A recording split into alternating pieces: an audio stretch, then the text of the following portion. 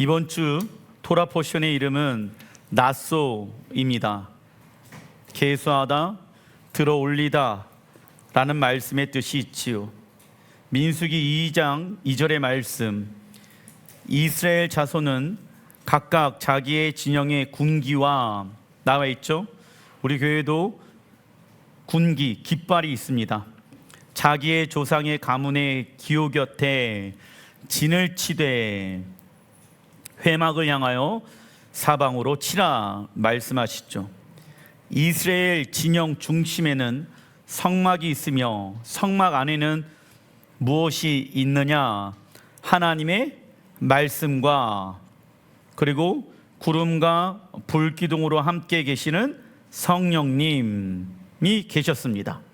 그래서 여러분들, 토라와 성령은 나눠질 수가 없다. 하나입니다. 왜냐하면 요한일서 5장의 말씀을 보게 되어지면 너희가 하나님을 사랑하느냐?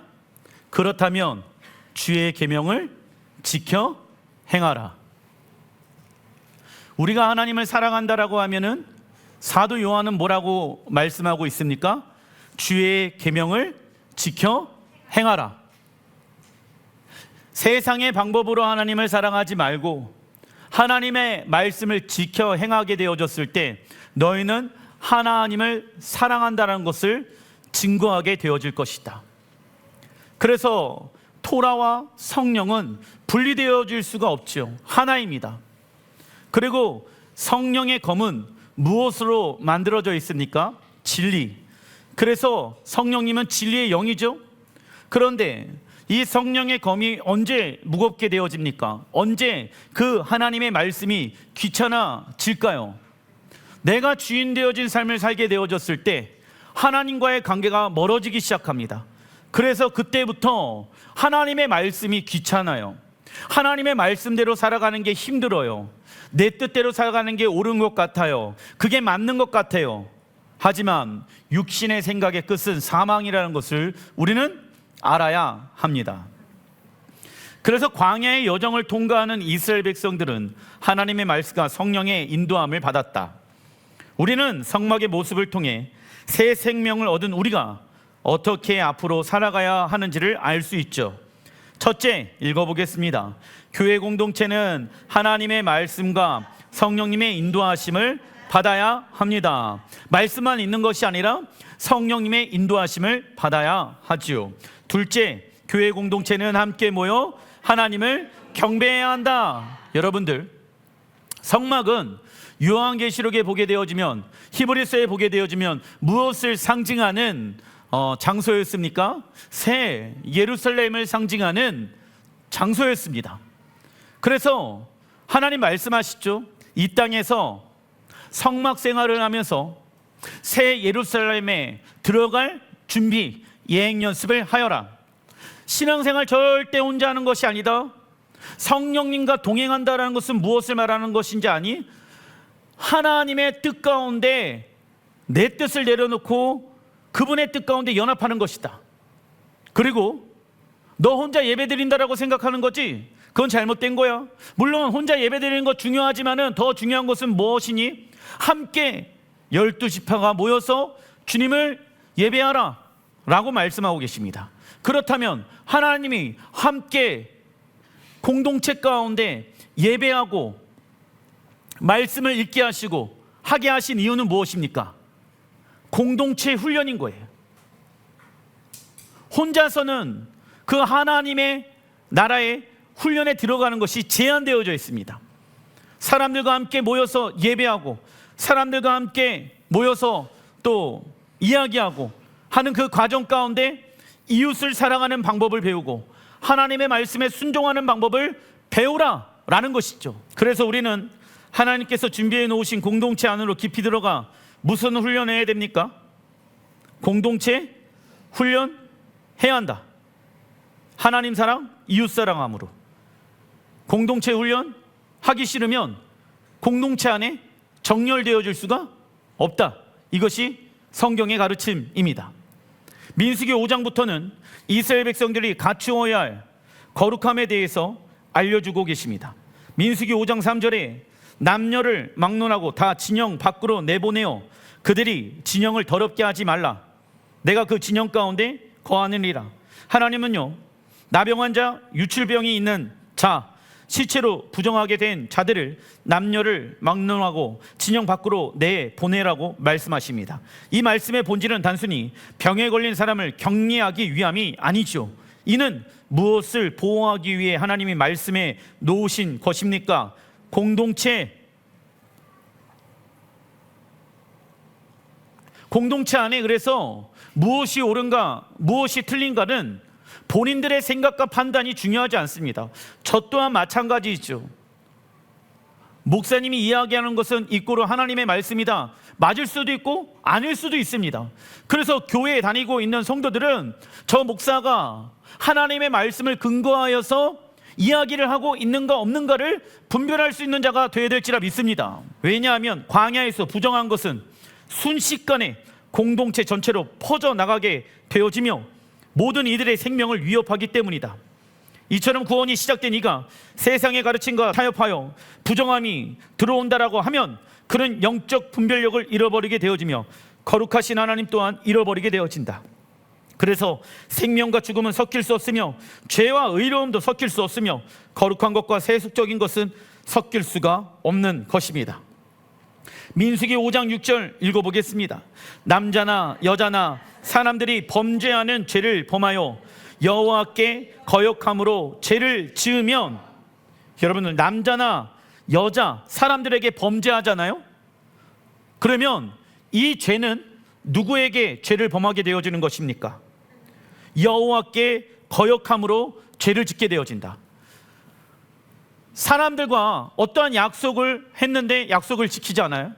내 잘못된 말과 행동으로 어떤 사람을 상처받게 해요?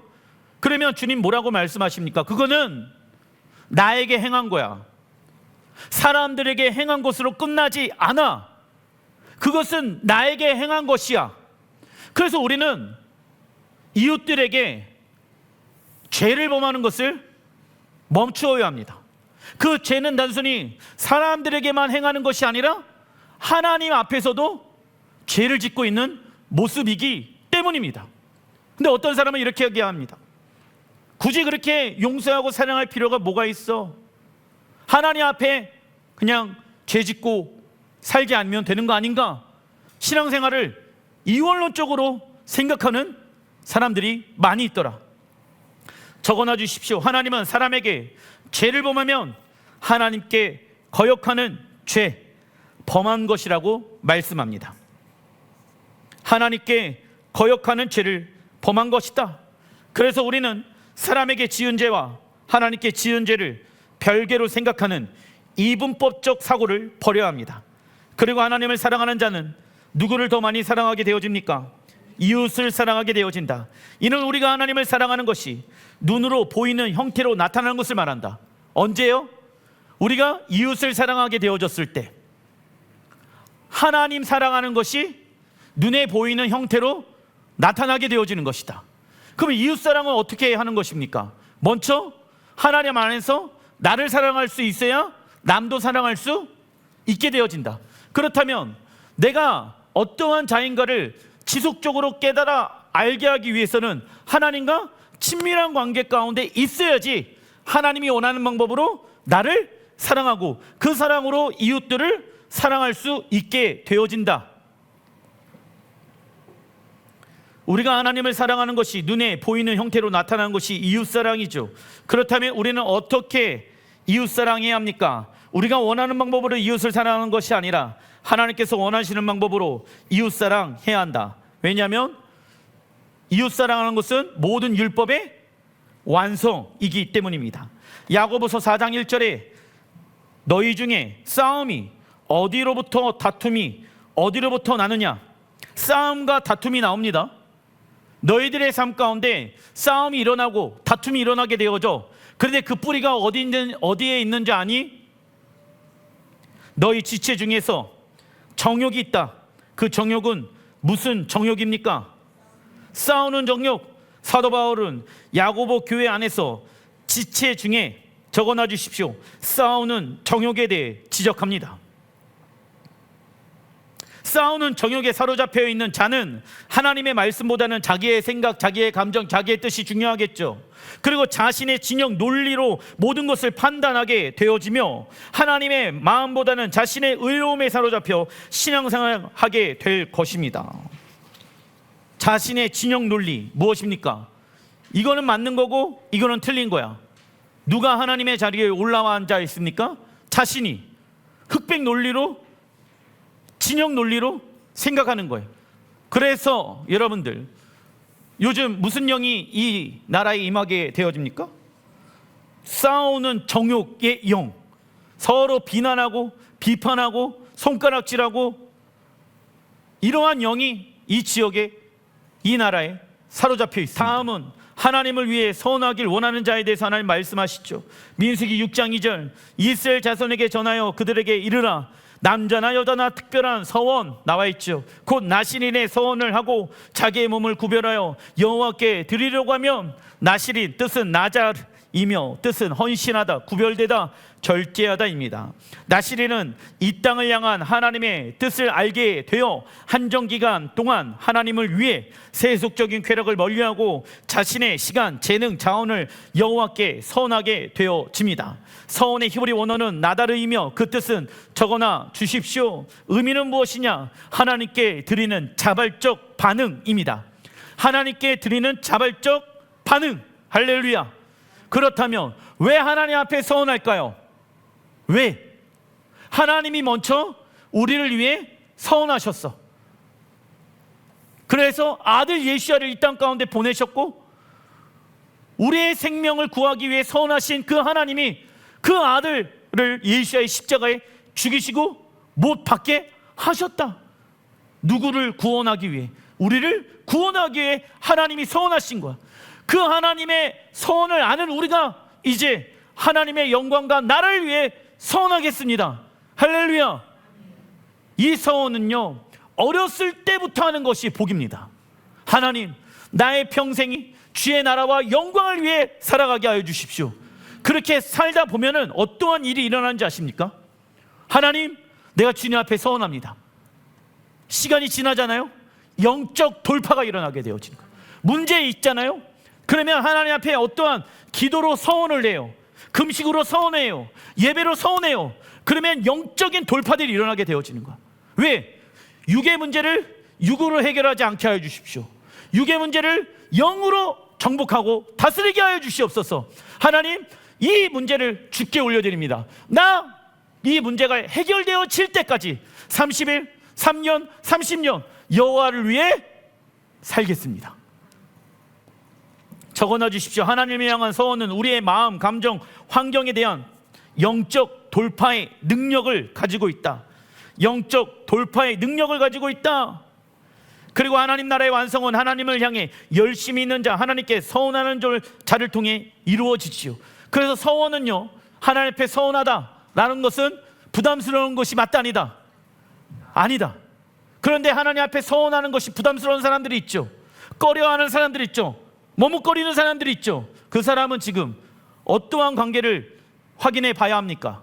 주님과의 관계, 하나님과의 관계. 내가 무엇 때문에 하나님 앞에 서원하지 못하고 있는가? 하나님 앞에 서원하지 못하는 자들의 특징, 육체의 생각이, 육체의 계산법이 머리에서 굴러가게 되어지더라. 그러니까 육체의 계산법으로 하나님 앞에 서원하게 되어지면 시간도 내드려야 되고 재정도 내드려야 되고 내 열정과 에너지도 내드려야 되니까는 나에게 남는 게 있어요, 없어요? 없다라고 생각하는, 계산기 두들겨 보니까는 이거는 마이너스야. 그래서 나 주님을 위해서 사는 것이 부담스러워 라고 생각하는 사람들이 있습니다. 그러나 주님을 위해서 살다 보면 우리의 먹을 거, 우리의 입을 거, 우리의 살아 모든 것을 주님이 공급하시고 채우실지라 믿습니다. 제가 그 증인 아니겠습니까? 주님을 위해서 살겠습니다.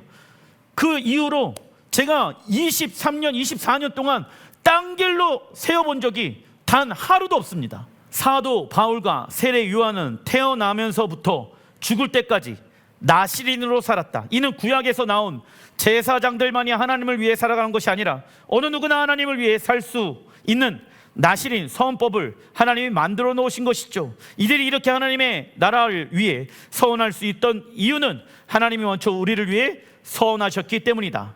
그래서 아들 예수야를 우리에게 주셨죠. 하지만 우리 안에는 하나님을 어떻게 섬기고 싶어하는 마음들이 늘 존재할까요? 적당히, 그죠?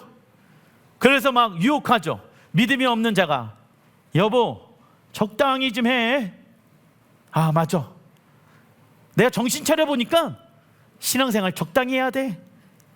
괜히 상처만 많이 받고 괜히 또 오지랖이 발동이 돼갖고 목사님한테 혼나긴 하고 진짜 잘하니 못하니 얘기 듣고 진짜 피곤해. 주님의 사랑을 날마다 경험하고 있는 사람들은 어떻게 주님을 위해 적당히 섬길 수 있겠습니까? 내 모든 것을 드려도 더 드릴 수 있는 것이 무엇이 있을까? 이 고민을 하는데 저희 장모님이 그래요. 목사님 죄송합니다, 남편을 맡겨서. 아닙니다. 예수님의 값없는 그 십자가의 사랑을 하나님이 저에게 주셨습니다. 그 사랑을, 값없이 받은 그 사랑을 내가 당연히 값없이 드리는 게 맞지요. 이번 주에는 성찬을 했어요. 이 살은 예수님의 살입니다. 이 피는 예수님의 피입니다. 이 살과 피를 먹고 마시는 자들에게 영생이 있을 줄 믿습니다. 아버님 아멘. 다음은 대제사장 아론의 축복 기도의 내용에 대해서 알아보겠습니다. 민수기 6장 24절, 여호와는 내게 복을 주시고 너를 지키시기를 원하며. 하나님은 우리에게 복 주시기를 원하시죠. 그렇다면 그 복은 무엇을 의미하냐? 복의 히브리 원어는 파라크이며 뜻은 적어놔 주십시오. 무릎을 꿇다. 복이 뭔지 아니? 너가 주인 되어진 삶에서 하나님이 주인 된 삶을 살아가는 거야. 여러분들, 우리가 예배를 드릴 때 여호와 앞에 무릎을 꿇죠. 그게 2분 3분 될 겁니다. 어떨 때는 길게 가면 5분 10분 되겠죠. 그런데 24시간 동안 우리가 얼마나 하나님 앞에 무릎을 꿇고 있느냐라는 거야. 근데 하나님 앞에 무릎을 꿇으면은 하나님이 뭐래요? 너는 지금 복을 받고 있구나. 할렐루야. 너는 복 있는 자다. 성경에서 말하는 복은 하나님 앞에 무릎을 꿇고 하나님만을 섬기는 것이 복이죠. 그리하면 하나님은 우리를 지켜주신다. 그렇다면 하나님이 우리를 지켜주신 것은 무엇을 의미하느냐? 왜냐하면 복을 주시고 그 복의 첫 번째 내용이 뭐예요? 너를 지키시기를 원하며 있지요. 이는 우리가 하나님 앞에 온전한 자가 될 수 있도록 적어놔 주십시오. 신실하게 훈련시킨다. 이게 복의 내용의 첫 번째인 거예요. 신실하게 훈련시킨다. 내가 너를 거룩한 신부로 단장하게 할 거야. 그래서 나는 영원히 너와 함께 살 거야. 이것이 영원한 복을 얻은 자의 특징이야. 그러려면 훈련받길 원하니? 그 하나님의 신실함 가운데 인도함을 받길 원하니? 그러려면 무릎을 꿇어야 된단다. 거룩한 신부로 신랑 예수야의 부르심을 받고 싶니? 그러면 먼저 해야 될 것은 무엇이냐? 무릎을 꿇는 것이다. 그러나 어떤 이는 세상에서 아무렇게나 살아도 하나님은 우리를 지켜주실 거라고 생각한다. 이거는 제한되어진 의미를 얘기하는 것이죠. 그리고 민수기 6장 24절 첫 번째 복의 대상은 이방 교회가 아니라 누구입니까? 이스라엘입니다. 그래서 이스라엘 백성들이 하나님 앞에 무릎을 꿇고 하나님만을 섬긴다라고 하면 하나님께서 이스라엘 백성들을 지켜주실 것이다. 민수기 6장 25절에 여호와는 그의 얼굴을 내게 비추사 은혜를 베푸시기를 원하며 여호와는 그 얼굴을 내게로 향하여 드사 평강을 주시기를 원하노라 할지니라 하라. 하나님의 얼굴이 우리에게 비추는 것은 무엇을 의미하냐? 이는 하나님 말씀의 계시가 우리에게 임하는 것을 말한다. 예전에는 그냥 읽었던 하나님의 말씀이 하나님의 말씀의 계시가 우리에게 임하게 되어지는 시간들이 오게 되어진다. 그 대표적인 예가 무엇입니까? 이스라엘에 대한 계시인 거야. 그러면 하나님의 영광이 지금 나를 비추시고 계시는구나. 예전에는 그냥 스킵하고 넘어갔던 하나님의 말씀이 어느 순간에 내 마음의 심령 가운데 쉐마로 오게 되어졌을 때 지금 하나님의 영광이 내 마음 가운데 비추고 있구나. 하나님의 말씀의 계명에 대해서 생각이 떠오르게 되어졌을 때, 그래서 우리가 하나님의 말씀을 읽고 묵상하는 것은 곧 하나님의 얼굴을 보는 것과 같은 것이다. 하나님의 얼굴을 보길 원합니까? 그러면 하나님의 말씀을 읽고 묵상해야 합니다. 그러면 나는 지금 누구를 대면하고 있다? 하나님의 얼굴을 대면하고 있다. 하나님은 우리에게 평강을 주실 원하신다. 샬롬은 평화라는 뜻도 있지만 적어놔 주십시오. 온전한 상태. 그것이 어떠한 상태입니까? 샬롬의 평강의 상태이다. 온전함이란 부족한 것이 조금도 없는 상태. 그래서 예수야를 믿고 있는 사람들은 믿음이 없는 사람이 보았을 때 부족한 것이 많아 보여. 돈도 부족해 보이고 건강도 없어 보이고 자녀들의 문제 가운데 있는 것 같아. 그런데 보니까는 흔들리지 않아. 조금도 부족한 것이 없다라고 얘기해. 지금 그 사람의 상태가 어떠한 상태입니까? 평강의 샬롬의 상태이다. 하나님의 영광이 그에게 지금 비추고 계신다. 그래서 사람들은 내가 어려움 가운데 있다라고 하지만 나는 지금 여호와의 복 가운데 있다. 여호와께서 나를, 내 마음을, 내 믿음을, 내 생각을, 내 감정을 지켜주고 계신다. 믿음이 없는 사람처럼 똑같이 말하고 행동하고 생각하는 것이 아니라 하나님의 말씀의 계시가 내 삶 가운데 풀어지니까 이 모든 문제는 누구에게 달려있는 것입니까? 여호와 하나님께 달려있다는 것을 알게 되어진다고. 그게 복의 메시지입니다. 세상과 사람은 우리를 온전히 기쁘게 하지 못한다. 항상 아쉬운 것이 존재하지요. 그러나 하나님은 우리를 온전히 기쁘시게 하신다. 그래서 우리는 단순히 물질적인 복이나 이 땅에서 성공하는 복만을 위해 구하는 자가 아닌 하나님의 영광의 광채를 비추어달라고 구하는 기도를 해야 합니다. 단락 2번입니다. 이번 주 하프타라의 말씀은 사사기이죠. 이스라엘 백성들은 하나님 앞에 반복적인 죄로 인해 40년 동안 블레셋에게 고난을 받게 되어진다. 그러나 하나님은, 하나님의 고난은 우리를 정결케 하며 우리를 강하게 만들 것이다. 그래서 여러분들 인생 살아가는 동안 봄날이 오면 여름날도 오고 가을이 오면 겨울도 오는 게 인생이다. 근데 여기서 중요한 것은 고난의 시간들이 오는 것 또한 하나님의 섭리 안에 있는 것이다. 그 고난의 시간들을 통해서 나는 더욱더 하나님 앞에 어떠한 상태가 되어야 합니까? 정결한 상태. 하나님 앞에 훈련받아서 더욱더 영적으로 강한 상태가 되어지는 거예요.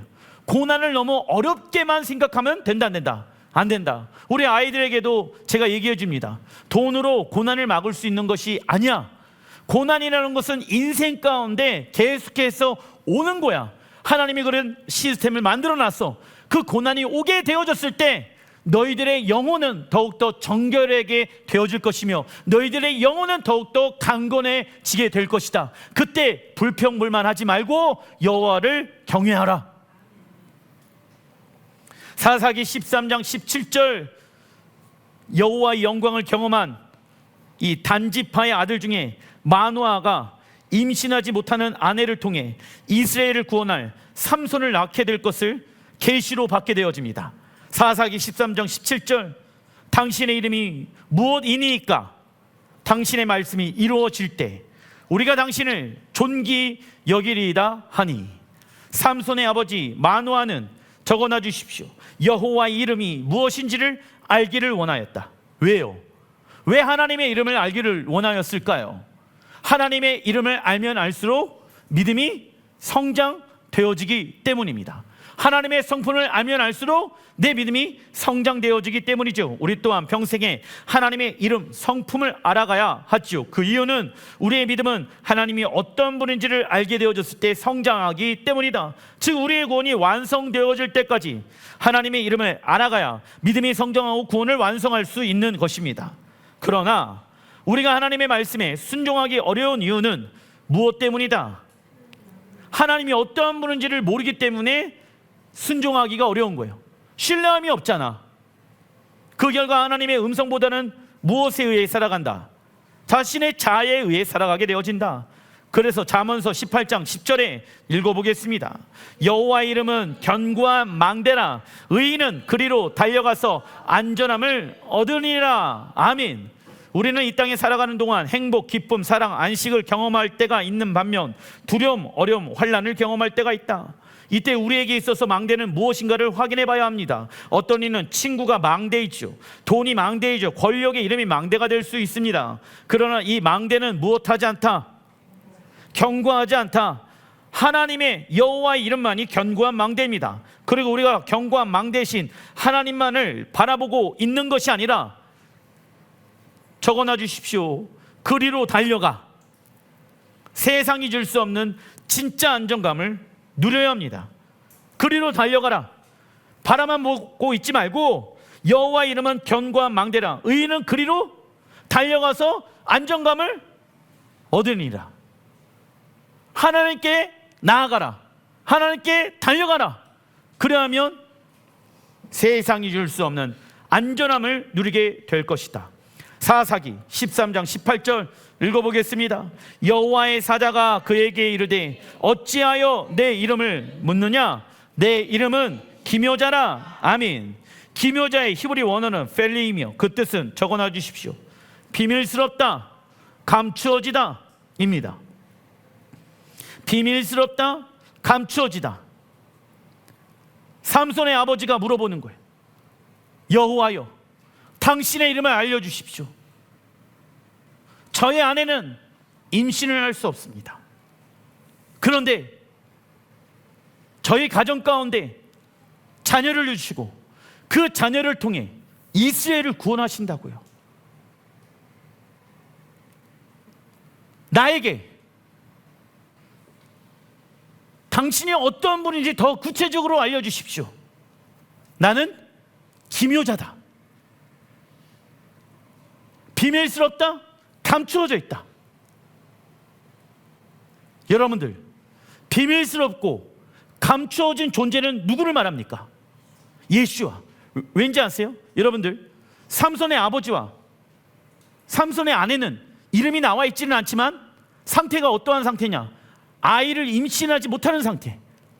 그런데 예수님의 아버지와 그 예수님의 어머니 마리아도 여러분들 성령으로 잉태하게 되어지잖아요. 그래서 세상을 구원하게 되어지죠.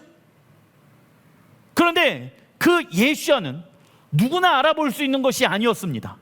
감추어졌고 비밀스러운 존재로 이 땅 가운데 오셨지요. 그러나 마음이 청결한 자는 복이 있나니 그들이 복을 받을 것이요 주를 보게 되어질 것이다. 마음이 청결한 사람들, 주를 보게 되어지는 거예요.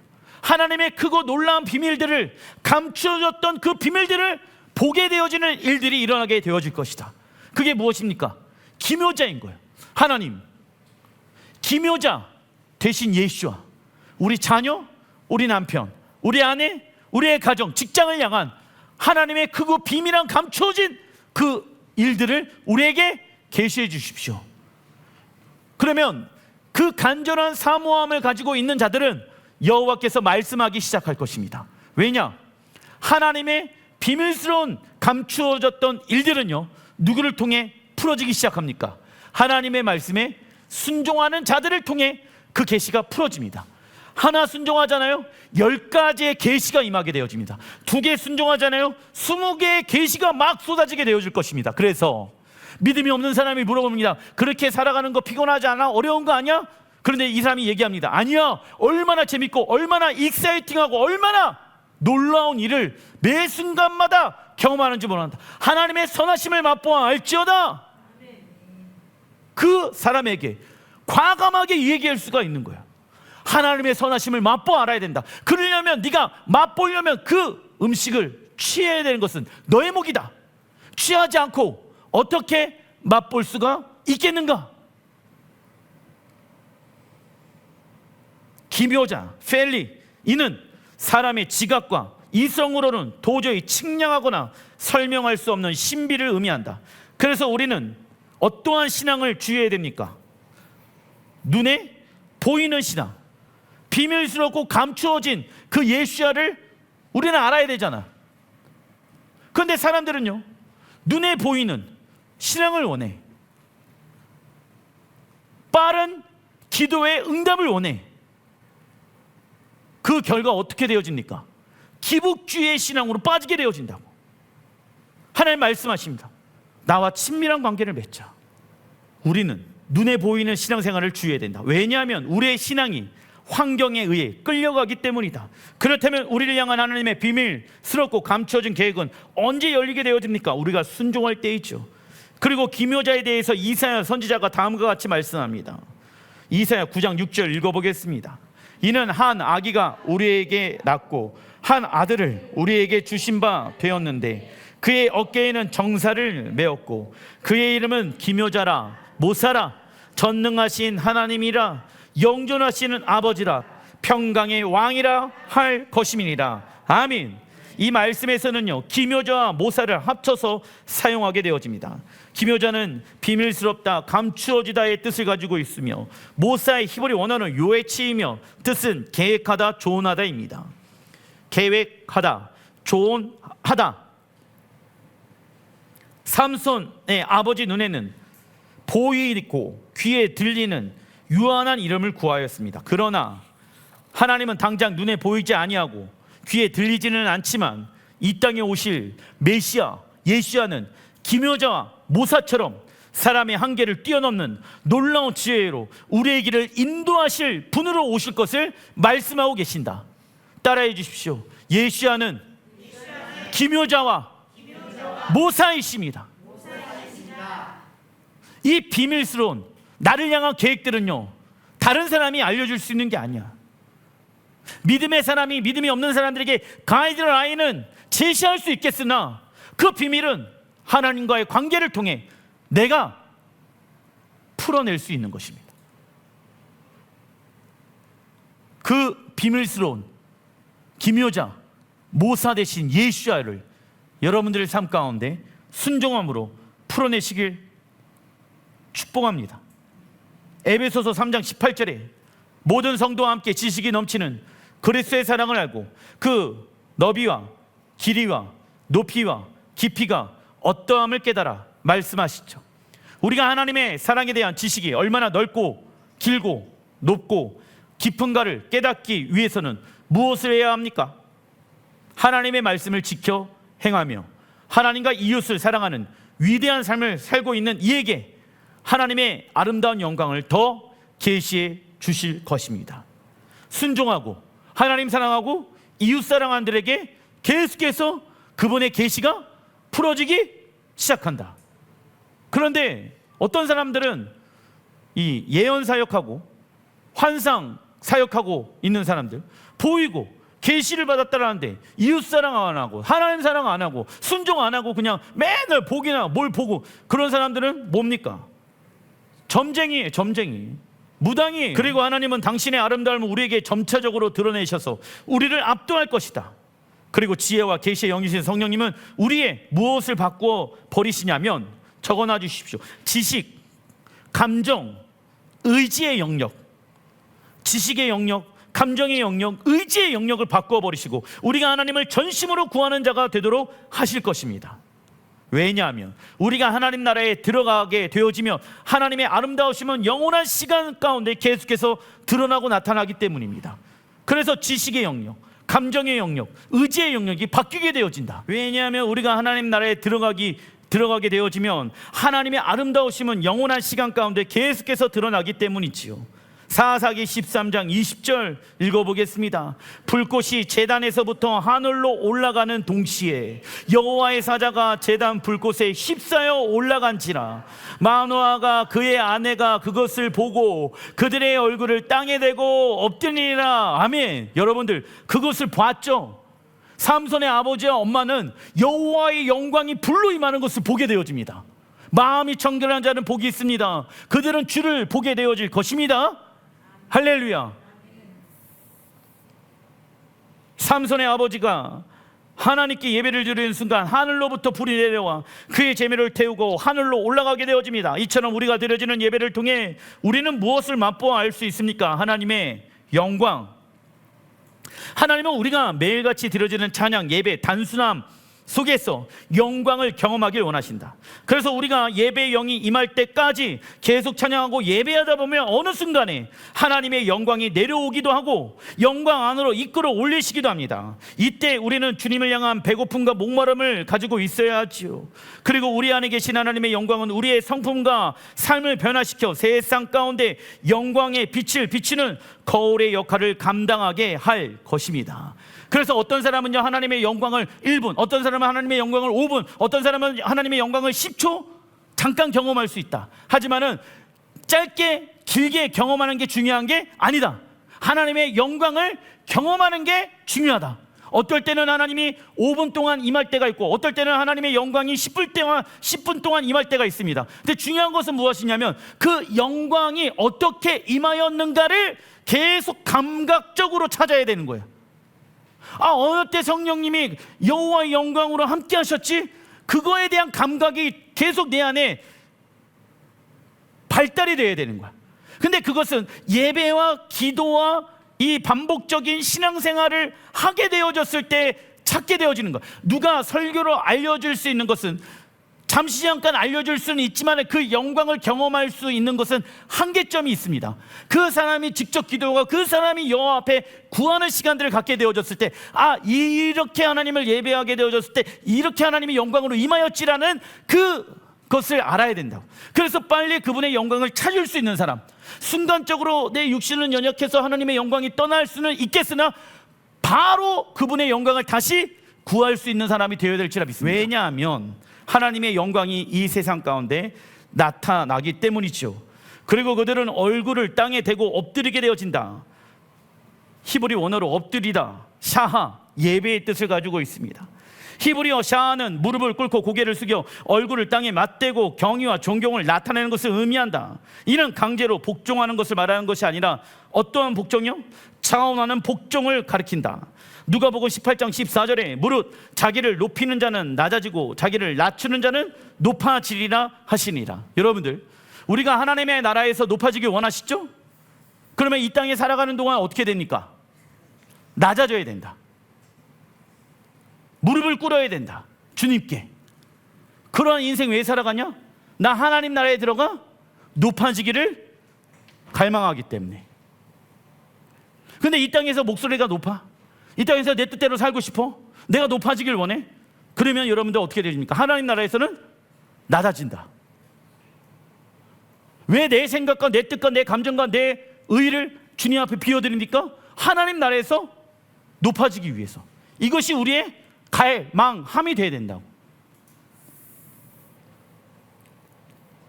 왜 우리가 이렇게 살아가느냐? 이사야 40장 5절에 여호와의 영광이 나타나고 모든 육체가 그것을 함께 보리라 말씀합니다. 여호와의 영광이 나타나는데 모든 육체가 그것을 함께 보리라 말씀하고 있죠. 살아있는 모든 이들이 예수와의 재림의 때 하나님의 영광을 보리라. 우리는 부분적으로 하나님의 영광을 보잖아요. 하지만 예수의 재림의 때 온전한 주의 영광을 보게 될 것입니다. 예수의 재림의 때 모든 육체는 여호와의 영광을 보게 될 것이다. 그리고 거룩한 신부로 부르심을 받은 교회는 새 하늘과 새 땅과 새 예루살렘에서 신랑 예수와 얼굴과 얼굴을 마주하게 될 것이다. 이것이 우리의 소망함입니다. 그래서 우리는 예수를 더 깊이 알아가고 교제해야 하며 예수의 재림을 갈망해야 한다. 그러나 어떤 이는 하나님의 살아계심을 보면 신앙생활 잘할 수 있을 거라고 말합니다. 하지만 순서가 잘못된 것이죠. 하나님을 믿기로 결정해야지 하나님을 볼 수 있습니다. 내가 하나님의 영광, 하나님의 일하심을 보게 되어지면 내가 주를 위해 헌신하겠습니다. 대부분의 사람들이 이렇게 얘기합니다. 목사님, 제가 우리의 가정 가운데, 우리의 직장 가운데 하나님이 이런 식으로 일하신다라고 하면 내가 주를 위해 남은 여생 드리겠습니다. 순서 잘못된 것입니다. 순서 잘못된 거예요. 그렇게 되어지면은 할 수도 있고 안 할 수도 있잖아요. 그죠? 하나님이랑 딜을 하면 안 돼. 무엇부터 해야 됩니까? 하나님을 믿기로 결정해. 순종하기로 결정하게 되어지면 하나님은 그 순종을 통해 나타나실 것입니다. 그런데 여러분들, 주변에 있는 사람들은요, 그분의 영광의 계시는 감추어져 있어. 엄마, 아빠, 내가 순종했는데 하나님의 영광이 이렇게 나타났어. 그래서 믿음이 없는 사람이 뭐라고 얘기하는지 아세요? 야, 그걸 다 거기에다 끼워서 붙이게 얘기하면은 코에 걸면 코걸이고 귀에 걸면 귀걸이다라고 얘기를 해. 왜 그 사람들이 그렇게 얘기하는지 아세요? 그 영광의 계시는 비밀스럽게 감추어진 일이니까. 순종한 자만 깨달아 알 수가 있는 거야. 그래서 모르는 거예요, 주변 사람들은. 아무리 얘기를 하더라도. 근데 어떤 사람은 반응하기 시작합니다. 나도, 저 사람도 했는데 나도 한번 그분의 영광을 경험해보자. 하나님, 내가 먼저 믿기로 결정합니다. 내가 순종하기로 결정합니다. 나는 순종하고 하나님은 역사하실 것입니다. 기도하겠습니다.